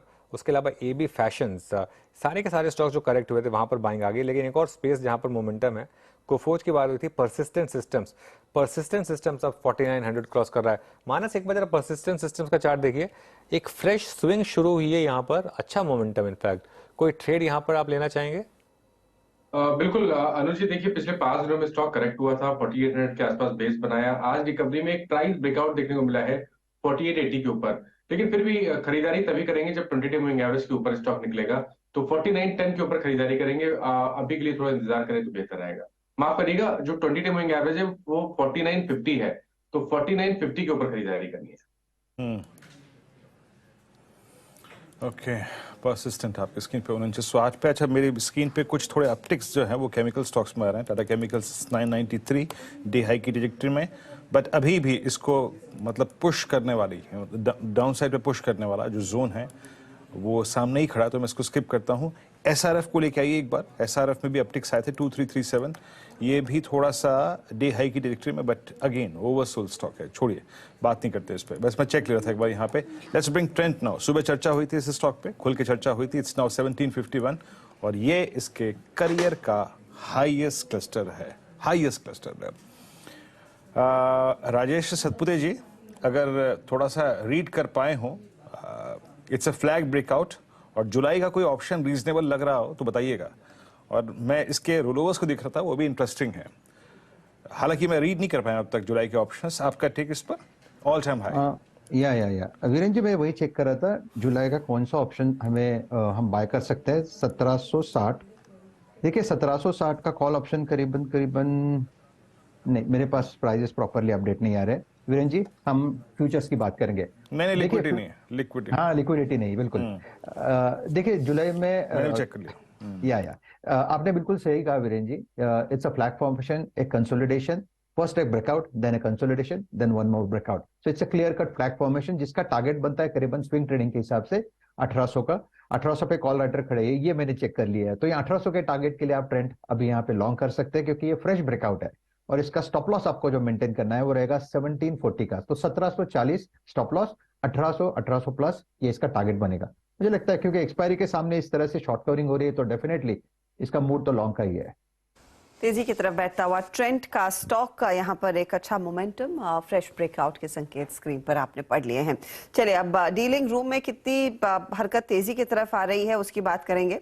कंसिडरिंग हम डे हाई से ज्यादा दूर है नहीं, 18,692 के लेवल्स, अब 93 के लेवल्स निफ्टी पर 28 पॉइंट ऊपर और निफ्टी बैंक भी 37 पॉइंट ऊपर आ गया है। इस बीच मिड कैप्स, जैसे अनुज भी मेंशन कर रहे थे, 300 अंकों की बढ़त पर। डीलिंग रूम में क्या चल रहा है, किस तरह का एक्शन है, किस तरह के ट्रेड्स पर फोकस? यतन हमारे साथ है, यतन बताइए। Good afternoon. दो स्टॉक्स जो आज डीलर्स फोकस कर रहे हैं, सबसे पहले मदरसन सुमी और यूरोपियन कार सेल्स डेटा अच्छे आने के बाद हमने ट्रैक्शन देखा है थोड़ा बहुत इन सभी काउंटर्स में। मदरसन सुमी की बात करें तो डीलर्स यहाँ BTHT की सलाह दे रहे हैं, डोमेस्टिक म्यूचुअल फंड्स यहाँ खरीदारी कर रहे हैं, ऐसा उनका मानना है। और आज अगर आप देखें तो अच्छा ट्रैक्शन है ओपन इंटरेस्ट में। डीलर्स का मानना ये है 87 से लेके 88 तक के टारगेट्स यहाँ एक दो ट्रेडिंग सेशंस में देखने को मिलने चाहिए, तो ये यहाँ खरीदारी कर रहे हैं। और REC PFC ये भी दो काउंटर्स हैं जहाँ डीलर्स फिर से एक बार इंडिकेट कर रहे हैं कि काफी अच्छी HNI बाइंग है। यहाँ भी ओपन इंटरेस्ट 5% बढ़ा है और 165 से लेके 170 तक के पोजिशनल टारगेट्स डीलर्स इस पर्टिकुलर काउंटर पे दे रहे हैं। तो REC और मदरसन सुमी आज ये दो काउंटर्स हैं डीलर्स के रेडार पे। ओके, REC और संवर्धन मदरसन ये दो स्टॉक्स जहां पर डीलर्स इस समय पॉजिटिव रुख रख रहे हैं। मार्केट में इस समय एक अच्छा मोमेंटम और खासतौर से ब्रॉडर मार्केट में तो अच्छा समय है BTHT कॉल्स लेने का। आप मानस, आपसे शुरुआत करेंगे, BTHT या STBT? देखिए थोड़ा डिफेंसिव क्षेत्र में ही एक बाय रिकमेंडेशन है और वो सिप्ला पे है। सिप्ला पे एक फ्रेश ब्रेकआउट देखने को मिला है, 4 दिनों के करेक्शन के बाद का ये ब्रेकआउट है, तो अभी भी खरीदारी करने के मौके हैं। BTHT कॉल की तरह यहाँ पर खरीदारी करनी चाहिए। स्टॉप लॉसेस 1012 के रहेंगे, 1012 के स्टॉप लॉस के साथ आप खरीदारी कर सकते हैं। 1035 तक के टारगेट सिप्ला में पॉसिबल है। ओके, सिप्ला 1020 पे कैरी कर रहे हैं कल के लिए, ट्यूसडे के लिए। और राजेश सतपुते जी, आपका ट्रेड क्या रहेगा? वीरेंद्र जी, देखिए मैं HDFC बैंक को लेके जाऊंगा। द रीजन यहाँ पे देखिए एचडीएफसी बैंक में जिस तरह से ब्रेकआउट हुआ था, उसके बाद आज जो डिप मिला है वो इसने इंपॉर्टेंट सपोर्ट जो था इसका 1620 के आसपास, जहां पे इसका आप देखिए 15 डीएमए आता है, 1020 डीएमए, तो ये कन्फ्लुएंस ऑफ सपोर्ट है, ये ऐसा जल्दी टूटेगा नहीं। तो ये जो 1620 आज टेस्ट करने के बाद इतना कॉन्फिडेंस आया कि मुझे लगता है ये जो डिप एक्सपेक्टेड था एचडीएफसी बैंक का वो आज हो चुका। तो यहाँ पे स्ट्रेंथ के साथ ही रहेंगे क्योंकि एचडीएफसी ट्विंस में हमने स्ट्रेंथ देखी है, तो बाय करेंगे एचडीएफसी बैंक। स्टॉप लॉस रहेगा 1610 का, और मैं एक्सपेक्ट करता हूं कि ये करीबन 1680 तक जाएगा। प्रोबेबली इमीडिएट कल नहीं जाएगा, लेकिन ऑन और before expiry I am expecting at least 1680 as a target in HDFC bank. 1680 के लिए एक अपॉर्चुनिटी एचडीएफसी बैंक में। शिल्पा, आपका ट्रेड? हर्षराज जी, मेरा भी BTST रहेगा ग्रासिम में। ग्रासिम में अगर देखेंगे तो रोल ओवर्स भी स्ट्रांग है और यहाँ पे मल्टीपल सपोर्ट 1700 जोन स्पेस ने बार बार लिया हुआ है।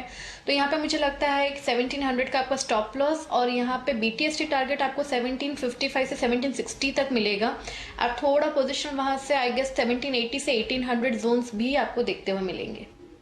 ग्रासिम, राजेश पालवे, आपकी ट्रेड रह गई है, क्या होगा BTST STBT कॉल? अनुज जी, BTST में जो स्टॉक पसंद आ रहा है वो है अल्केम लैब। अल्केम लैब में हमें लगता है कि यहाँ पे मोमेंटम वापस बनते हुए दिख रहा है। ये स्टॉक में हम एक्सपेक्ट कर रहे हैं BTST के टारगेट आना चाहिए करीब फ्यूचर्स में 3445 से लेके 3460 तक के। स्टॉप लॉस रखना होगा करीब 3385 के आसपास। ओके, चलिए इस क्लोज को समझ लेते हैं। आज क्लोज अच्छी है ये, अगर यहाँ क्लोज हो गया हर्षदा तो ये अच्छी क्लोज है, क्योंकि ब्रॉडर मार्केट में मोमेंटम लौटा है वापस आज।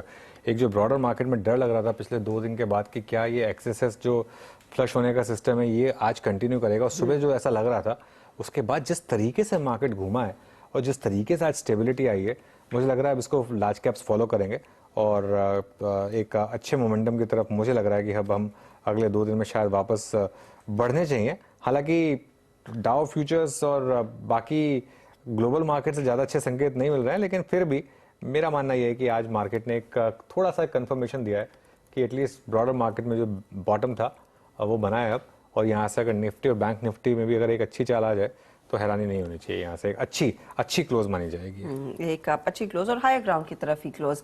अपने डे हाई के ज्यादा पास आ रहे हैं हम, 700 पार हो जाए तो फिर 22 अंक रहेंगे आज के डे हाई से, जो 18722 के आसपास का था। लेकिन वाकई में जो मिड कैप में यू टर्न आया है ना, बहुत तगड़ा है और बहुत कन्विंसिंग दरअसल दिखाई दे रहा है। अच्छा, 1-2 ट्रेड्स पर राय लें, फिर वीरू ऑफ कोर्स आपको वो FNO वाइज सिचुएशन बताएंगे कि क्या स्थिति उभर कर आ रही है। एक बार नजर डालिएगा आप BEL पर, क्योंकि BEL में अचानक तेजी जोर पकड़ने लगी है। 1.5% का इजाफा 121 के लेवल्स देखने को मिल रहे हैं। राजेश सातपुते, कोई ट्रेड? हर्षदा जी, देखिए BEL का स्ट्रक्चर वैसे अगर आप देखें तो स्ट्रांग ही है। हालांकि पिछले 3 दिनों में थोड़ा हल्का हुआ है, तो यहाँ पे देखिए ट्रेड होगा तो लॉन्ग साइड का बनेगा। स्टॉप लॉस भी छोटा ही रखे, 118 के स्टॉप लॉस के साथ लॉन्ग ट्रेड बनेगा। इसका जो रिसेंट हाई था करीबन 126, यही इसका टारगेट होगा, यही इसकी सप्लाई पॉइंट रहेगी। तो for this series yes it's long, 118 stop loss. Okay, BTST trades हो गए, BEL पे एक टच चेक भी हो गया। आइए थोड़ा सा जाते वक्त मतलब क्लोजिंग के वक्त स्टैट्स को कुछ देख लेते हैं। देखिए आज सबसे कमांडिंग पोजीशन में रहा अगर कोई स्पेस तो वो था फार्मा रोल ओवर शीट पे, और आज के वॉल्यूम्स की शीट पे भी काफी अच्छा है। हालांकि मैं अगर इन स्टैट्स को समझाऊं तो आपको थोड़ा सा वो कंफ्यूज करेंगे। लॉन्ग 11 शॉर्ट कवरिंग करीब 142 में, और एक में अगर आप देखें शॉर्टिंग, और लॉन्ग अनवाइंडिंग करीब 33 में रही। Trent at all time high, Godrej properties अभी कुछ देर पहले राजेश पालवे जी ने पिक किया। इप्का लैब, एलकेम के वॉल्यूम्स डेरिवेटिव्स में बहुत स्ट्रांग थे। BEL का जिक्र अभी हर्षदा ने किया, यहाँ पे लॉन्ग बिल्डअप थे। शॉर्ट कवरिंग M6 में इंडस्ट्री सुबह से तेज था। Metropolis, Laurus lab, Aditya Birla capital, यहाँ पर आज अच्छा मूव देखा गया। आदित्य बिरला कैपिटल में भी पिछले 10 दिन में काफी स्ट्रांग स्विंग दिखा गया है। आगे आते हैं अगली शीट जहाँ पे शॉर्टिंग और लॉन्ग अनवाइंडिंग का जिक्र है। शॉर्ट बिल्डअप HDFC, हार्डली, और लॉन्ग अनवाइंडिंग श्री सीमेंट, अपोर्टास, SBI कार्ड्स, और साथ ही साथ BHL में आज दिखी गई। मैं जरा रोलोवर्स का अगर जिक्र करूं तो सबसे अच्छे देखिए रोलोवर्स अगर फार्मा में है तो इट्स ऑरबिंदो फार्मा, यानी आज का टॉप स्टॉक जो कि सबसे स्ट्रॉन्ग रोलोवर कैरी कर रहा है, 53%। हालांकि अगर आप वॉल्यूम्स के डेरिवेटिव वॉल्यूम्स के दृष्टिकोण से देखें तो आज एलकेम में अच्छा ओआईडिशन और रोलोवर्स करीब 32% के एलकेम में, और उसके बाद इप्का लैब में करीब आप समझ लीजिए 1% का इजाफा था। वॉल्यूम्स बहुत स्ट्रांग, और यहाँ पर करीब 41% के रोलोवर, और एक स्टॉक और टोरेंट फार्मा ये थोड़ा सा बैकफुट पे रहा, बट रोल ओवर्स यहाँ भी करीब 31% के हैं। एक स्पेस और ऑटोमोबाइल्स, जरा इसको देखते हैं।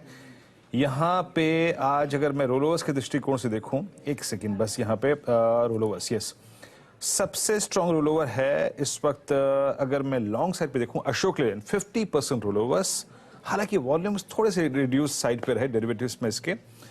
उसके बाद हीरो मोटरकॉर्प 56% रोल ओवर, मतलब इस सेक्टर के सबसे अच्छे रोल ओवर्स में से शामिल रहा ये। M&M closer to its all time high 34% roll over, और साथ ही साथ मदरसन सुमी करीब 34% रोल ओवर, और एक टाटा मोटर्स 42% रोल ओवर इस दौर की सबसे हाईएस्ट ट्रैजेक्टरी के आसपास क्लोज होने की कोशिश करता है टाटा मोटर्स। और एक बार बस आप MCX लेके आइएगा, MCX भी ऑलमोस्ट इस वक्त दिसंबर 2021 के बाद की सबसे हाईएस्ट ट्रैजेक्टरी में क्लोज होने की कोशिश करता हुआ। ये थे मतलब रोल ओवर्स की शीट। लेकिन आज अनुज, जहां तक रोल ओवर्स का सवाल है, सबसे स्ट्रॉन्ग पिकअप देखा गया फार्मा और ऑटो में। अनुज। बिल्कुल वीरू, और रेन इंडस्ट्रीज जो लास्ट के 2 दिन बचे हैं इसके F&O में, उसमें अच्छा मोमेंटम।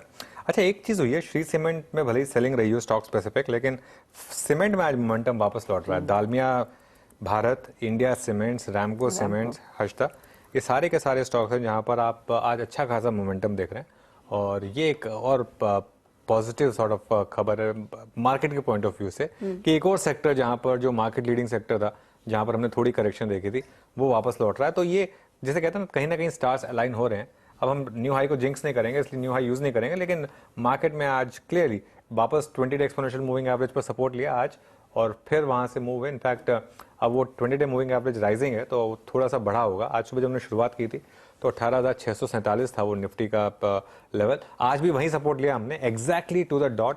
आज का लो और फ्राइडे का लो एकदम सेम 18,647, और एक भी पॉइंट का फर्क नहीं। मतलब ठीक है, आप कह सकते हैं आज 18,646 पॉइंट्स आते हैं, लेकिन इसने क्या किया, इसने अब आपको एक सैक्रोसैंक्ट स्टॉप लॉस दे दिया है अपनी लॉन्ग ट्रेड्स के लिए। 18,646, 18,647 के करीब अब वो आपका स्टॉप लॉस है।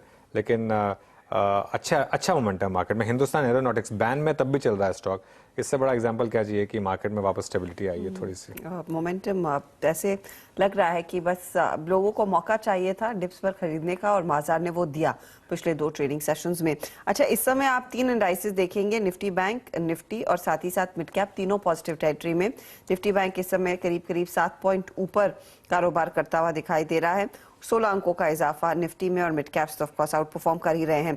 हर टिक के साथ जाते जाते पोजीशंस अब तेजी की थोड़ी बहुत आने लगी हैं इन मेटल कंपनियों में। टाटा स्टील देखिएगा 0.36% ही सही, लेकिन मूव आया है, और हिंडाल्को करीब 1.5% ऊपर क्लोज करने की तैयारी में। इन दोनों पर कोई खास ट्रेड लायक व्यू है मानस, या कल देखें? देखिए, डेफिनेटली टाटा स्टील ने बहुत ही बढ़िया रिबाउंड दिया। लोअर लेवल पे स्टॉक ने 100 या 200 डे मूविंग एवरेज ब्रीच किया था, लेकिन वापस उसने रिकवर किया है। तो एक हैमर पैटर्न बन रहा है डेली चार्ट पे। तो यहाँ पर आई थिंक थोड़ी और रिकवरी देखने को मिलेगी। 112-112.50 तक के स्तर देखने को मिल सकते हैं। तो एक ट्रेड लेना चाहिए जहां आपके स्टॉप लॉसेस 108.90 के रहेंगे और टारगेट 112.50 के रहेंगे। 112.50 के लिए एक मौका टाटा स्टील में साफ दिख रहा है। यहाँ पर एक मोमेंटम ट्रेड खासा बनता दिखाई दे रहा है।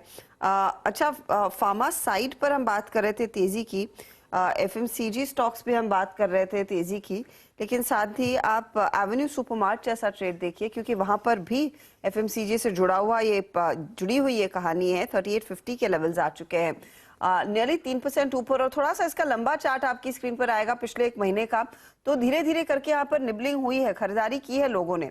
पालवे साहब, एवेन्यू सुपरमार्ट अब 3850 के आसपास, कुछ और मौके दिख रहे हैं क्या तेजी बढ़ने के? बिल्कुल हर्षा जी, स्टॉक में जिस तरीके के फॉर्मेशन बने, हमें लगता है एग्जैक्टली स्टॉक ने जहां से एक लो बना के वापस रिवर्सल आज बनाया है, ये काफी इंपॉर्टेंट लेवल थे 3750 के आसपास के। हमें लगता है कि स्टॉक ने अपने प्रीवियस ब्रेकआउट को रीटेस्ट करा और अब यहाँ से पुल बैक का ट्रेड बना, ये एक्सटेंड होना चाहिए टुवर्ड्स 3940 3945 की तरफ। तो यहाँ पे जिनके पास भी लॉन्ग साइड का ट्रेड है, होल्ड रखना चाहिए। स्टॉप लॉस को अब यहाँ पे 3810 के आसपास ट्रेल कर लेना चाहिए। अच्छा, एक स्टॉक जहां पर आज वीकनेस रही काफी इंटरेस्टिंग, क्योंकि पूरी की पूरी ऑटो स्पेस में शानदार रिवर्सल, शानदार कमबैक, लेकिन टीवीएस मोटर जो ऑटोस का परहैप्स सबसे स्ट्रॉन्ग स्टॉक था। हालांकि टीवीएस को लेकर एक बात हुई थी कि शायद ये अब एक वैल्यूएशन के हिसाब से इतना महंगा हो गया कि अब इसको शायद बबल टेरिटरी माना जाएगा। इसका जरा एक हफ्ते का चार्ट लेकर आइए। आई थिंक 1390 करीब इसका हाई था, वहाँ से अब करीब ये 100 रुपये हल्का हो चुका है स्टॉक। 1352 रिसेंट हाई था। आई थिंक 52 वीक हाई शायद इससे भी ऊपर था, लेकिन यहाँ पर अच्छा एक मूव करेक्शन की साइड पर आपको यहाँ पर दिखाई दिया है। शिल्पा जी कोई व्यू आपका? अच्छा शिल्पा जी है नहीं शायद हमारे साथ अब। सॉरी शिल्पा जी, कोई व्यू आपका टीवीएस मोटर को लेकर? जी, टीवीएस मोटर में भी अभी रिसेंट 2-3 दिन में हमने अच्छा खासा यहाँ पे करेक्शन देखा है, लेकिन अभी ये 1300 के ऊपर वापस ट्रेड करेगा तो ही हम लोग इसमें एनी सॉर्ट ऑफ बाइंग देखेंगे, बिकॉज ये बार बार 1300 1320 जोन्स की तरफ जाता है, वहां से ऊपर से अभी सप्लाई आ रहा है। तो यहाँ पे सपोर्ट है 1240 जोन्स में। आइदर हम लोग वेट करेंगे टुवर्ड्स 1240 टू बाय, अदरवाइज 1300 के ऊपर जैसे सस्टेन करे डिसाइसिवली तो it's a very strong bye. Okay, एक चार्ट चेक ले रहा हूँ बस, कोई ट्रेड नहीं है बस। पिडिलाइट को लेके आइएगा। पिडिलाइट ने पिछले लगभग 5-7 दिन में काफ़ी वीकनेस दिखाई है। 2750 का हाई लगाने के बाद थोड़ा सा रिट्रेस हुआ है, 100 रुपये रिट्रेस हुआ है। आज भी 3/4% का प्राइस डैमेज यहाँ देखने को मिला 20 डेमा पे एग्जैक्टली। राजेश पालवे जी, ये जोन कैसा है? मतलब मैं अभी आपसे कोई ट्रेड लेने की वकालत करने की राय नहीं दे रहा, बट राय नहीं मांग रहा हूँ, बट एग्जैक्टली इसी पॉइंट पे पिछले तीन नहीं इनफैक्ट 4, 18 अप्रैल को, 8 मई को और 24 मई को और उसके बाद 13 जून को इसी प्राइस पे बॉटम आउट होता है। ये आपका टेक इस वक्त पिडिलाइट पे? बिल्कुल वीरेंद्र जी, काफी इंपॉर्टेंट सपोर्ट एरिया के आसपास अभी स्टॉक ट्रेड कर रहा है, तो हमें लगता है risk to reward point of view से तो काफी अट्रैक्टिव जगह पे स्टॉक अवेलेबल है। हमें लगता है कि कल के सेशन में इसको वापस से रिविजिट करना चाहिए। 2610 ये इंपॉर्टेंट लेवल है। अगर ये नहीं टूटते हैं और ये होल्ड आउट होते हैं तो ये यहाँ से एक अच्छा पुलबैक का ट्रेंड बनते हुए दिख सकता है स्टॉक में। तो 2610 के लेवल को हम कल के सेशन में मॉनिटर करेंगे। अगर वो नहीं टूटता है तो यहाँ पे एक बाय का ट्रेड बिल्कुल बन सकता है। ओके, पिडिलाइट आपके स्क्रीन पे। और एक आखिरी स्टॉक और मार्क करना चाहूंगा एफएमसीजी बास्केट से ही। Let's bring Titan. टाइटन का क्लोज किस तरफ आ रहा है? टाइटन करीब 2977 पे। यस, मैं आई थिंक वही चीज देख रहा था। इंट्राडे का जो टाइटन का हाई था ना, याद रखिएगा 19 जून का, वो इंट्राडे बेसिस पे हाई था 3022 का। बट जहां तक क्लोज का सवाल है 2977, यानी ये टाइटन के इसके करियर की सबसे उच्चतम स्तर, all time high for Titan 2977। और अच्छा एक और चीज देख लीजिए, मैजिक जिसे कहते हैं, जादू। निफ्टी का आज का इंट्राडे हाई रहा 10 डे एक्सपोनेंशियल मूविंग एवरेज, लो रहा 20 डे एक्सपोनेंशियल मूविंग एवरेज। अनुज सटीक, बिल्कुल सटीक, इन दोनों एवरेजेस के बीच में 10 के नीचे 20 के ऊपर निफ्टी क्लोज देता हुआ। अनुज बिल्कुल वीरू, और जैसा वीरू ने कहा मैजिक, और मैजिक में क्या मतलब वो कुछ लेवल्स हैं जो जिनकी जैसे कहते हैं ना कि एक अपनी पहचान होती है, एक अपनी आइडेंटिटी होती है, अपनी पर्सनालिटी होती है, और वो दोनों 10 और 20 एक्सपोनेंशियल मूविंग एवरेज आज क्लियरली वही रोल प्ले कर रहे हैं। अच्छा वीरू, लुपिन की भी क्लोज अच्छी है आज, हालांकि अभी भी वो जो पिछले हफ्ते जो लॉस आया था उसको पूरी तरीके से नहीं पूरा किया इसने। ऑलमोस्ट पहुंच गया उस लेवल पर। 883 था उस दिन, 836 तक गिरा था, अब 874-75 पर ये स्टॉक इस समय करीब ट्रेड कर रहा है। मानस, इसमें कोई ट्रेड लुपिन में? जी, तो बिल्कुल लॉन्ग साइड पे ही ट्रेड होगा यहाँ पर। अगर आप देखिए तो हायर टॉप्स हायर बॉटम बन रहे हैं। क्लोजिंग बेसिस पे देखेंगे तो आई थिंक बहुत ही बढ़िया क्लोजिंग है। अब आपको जो टारगेट सेट करने हैं वो 895 के रहेंगे। करंट लेवल्स पे खरीदारी कर सकते हैं। 859 के आपको स्टॉप लॉस लगाना है।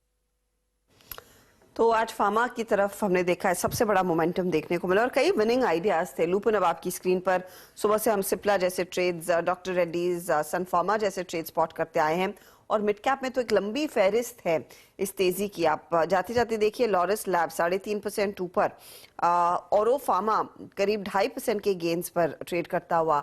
आज ग्लैंड फार्मा जैसे काउंटर्स, इन सब में एक अच्छा खासा मोमेंटम बनता दिखाई दिया है। और डायग्नोस्टिक शेयर में तो है ही डॉक्टर लाल, मेट्रोपोलिस जैसे काउंटर्स जिनमें हमने देखा है 4% तक के गेन्स बनते दिखाई दिए। तो बड़ा ही इंटरेस्टिंग मूव। और ऑफ कोर्स फोरफ्रंट पर इसके अलावा एफएमसीजी कंपनियां रही थी। ज्यादातर फोकस ऑफ कोर्स आज के दिन टाटा कंज्यूमर, आईटीसी जैसे ट्रेड्स पर था, लेकिन ब्रिटानिया में नोटिस कर रही थी, वहां पर धीरे धीरे करके लास्ट आवर ऑफ ट्रेड में एक अच्छा खासा पुल बैक देखने को मिला और ब्रिटानिया भी क्लियरली इस समय विनिंग साइड पर बैठता हुआ तेजी की पोजीशन यहाँ पर देखने को मिल रही है। चलिए अब वॉल की तरफ चलेंगे और एक तो स्टॉक्स आपके लिए और अलग से आइडेंटिफाई करके देंगे जहां पर बड़ा एक्शन, बड़ा मूव देखने को मिला है और ऑफ कोर्स ओवरऑल क्लोजिंग का हाल भी। तो 18,722 डे हाई था, 18,700 पर आकर गाड़ी रुकने के आसार बनते दिखाई दे रहे हैं। एक बहुत तगड़ा पुल बैक देखने को मिला है डे लो से, जो वाकई में काफी वेलकम है, काफी सराहनीय है कंसिडरिंग पिछले हफ्ते हमने 2 दिन लास्ट 2 डेज में झटके लगे थे।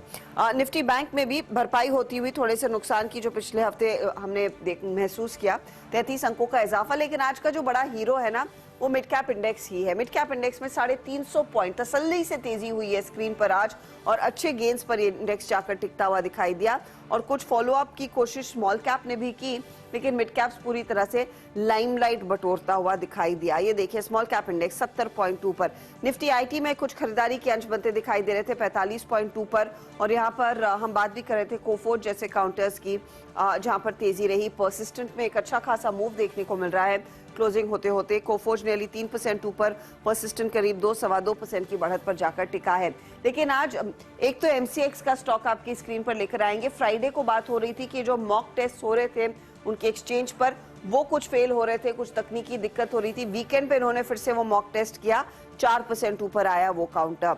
आईसीआईसीआई सिक्योरिटीज, यहाँ पर इसकी डीलिस्टिंग पर विचार होने वाला है। 29 को दरअसल बोर्ड बैठक है। स्टॉक 11% ऊपर जाकर क्लोज कर रहा है। तो यहाँ पर भी एक आज बड़ा मूव देखने को मिला। ये कुछ स्टॉक्स रहे जहां पर आज सबसे ज्यादा एक्शन एक्टिविटी देखने को मिली। गोदरेज प्रॉपर्टीज भी, इन्होंने गुड़गांव में 15 एकड़ की जमीन एक लग्जरी रेसिडेंशियल प्रोजेक्ट के लिए खरीदी, वो भी 2.5% ऊपर जाकर टिका है। खबरों वाले शेयर थे। चलिए आपके लिए फटाफट अब हीट मैप लेकर आएंगे। आज की क्लोज नियरली 18,700 के आसपास होने के आसार बनते दिखाई दे रहे हैं। क्या चढ़ा है वो आपकी स्क्रीन पर। आज दो राय नहीं है कि फार्मा कंपनियां कमांड में थी, वहां पर तेजी बनती दिखाई दी। तो सिप्ला टॉप परफॉर्मर्स में शामिल, 3.25% का इजाफा। डीवीज 2.25% ऊपर। डॉक्टर रेड्डीज में हम देख रहे हैं 5,040 तक के लेवल्स आते हुए, और सनफार्मा भी आधे % से ज्यादा के गेंस पर जाकर टिका है। ये कुछ आउट परफॉर्मर्स रहे। टू व्हीलर साइड पर आप देखिए हीरो मोटोकॉर्प 2.5% के गेंस दिखाने में कामयाब। जैसे मॉनसून की चाल पिछले 2 दिनों में थोड़ी सी दुरुस्त होती हुई दिखाई दे रही है, वैसे वैसे कंजम्पशन थीम, रूरल इकोनॉमी से जुड़ी हुई थीम जोर पकड़ती हुई। टाटा कंज्यूमर, M&M जैसे ट्रेड्स, मारुति जैसे ट्रेड्स, यहाँ पर आज टाटा मोटर्स भी चला, और जाते जाते थोड़ी बहुत खरीदारी हमने देखी आयशा में भी आई। HUL 0.5% ऊपर। स्टेट बैंक ऑफ इंडिया जैसे ट्रेड से जहां पर कुछ तेजी, जो रेडार पर था लेकिन मंदी की तरफ। पावर ग्रिड जैसे काउंटर्स में कुछ अनवाइंडिंग। रिलायंस इंडस्ट्रीज में कुछ पोजीशंस हल्की होती हुई दिखाई दी। TCS में आज प्रेशर था करीब 0.5% से ज्यादा का। BPCL, L&T जैसे काउंटर्स थे जो थोड़ा सा साइडवेज थे, थोड़ी सी मुनाफा वसूली में थे। लेकिन कुल मिलाकर आप कह सकते हैं क्लोज बड़ी अच्छी। 18,700 की झलक दिखी, लेकिन इस समय जो डेटा आ रहा है वो 18,700 के नीचे की ही क्लोज दिखा रहा है। अब फटाफट से देख लेते हैं सीधा सौदा में जो नीरज और आशीष के बीच मुकाबला रहता है, उसमें किस तरह के ट्रेड्स चले, कहां पर सबसे ज्यादा एक्शन बनता दिखाई दिया। पराग मिल्क, सिगाची, जेन टेक्नोलॉजी, एंथनी वेस्ट हैंडलिंग, ये वो तेजी वाले काउंटर्स थे जो आशीष ने आइडेंटिफाई किए। नीरज ने आइडेंटिफाई किया था एक तो श्री सीमेंट मंदी की तरफ वो इनकम टैक्स वाली खबर पर, लेकिन आईसीआईसीआई सिक्योरिटीज भागा 11%। गोदरेज प्रॉपर्टीज और बॉम्बे बर्मा में भी हमने देखा 1.5 से 2% की गेंस। बिल्कुल, तो चलिए no Monday blues for market Veeru, और कल तो मंगल है, तो हमारी मार्केट का ट्रैक रिकॉर्ड मंगल को वैसे नॉर्मली अच्छा ही रहा है, तो कल एक अच्छा मूव शायद एक्सपेक्ट करें आज की इस अच्छी क्लोज के बाद। जी हाँ अनुज, बिल्कुल सही कहा आपने। मंगल अच्छा रह जाए और बुध तो अच्छा रहेगा ही, क्योंकि है अवकाश। फिर कल होगी मुलाकात आपसे पूरे पैनल की। अनुज, मेरी, हर्षता, नीरज और आशीष की सुबह 6:57 पर CNBC आवाज पर पूरी कवरेज। तब तक के लिए नमस्कार।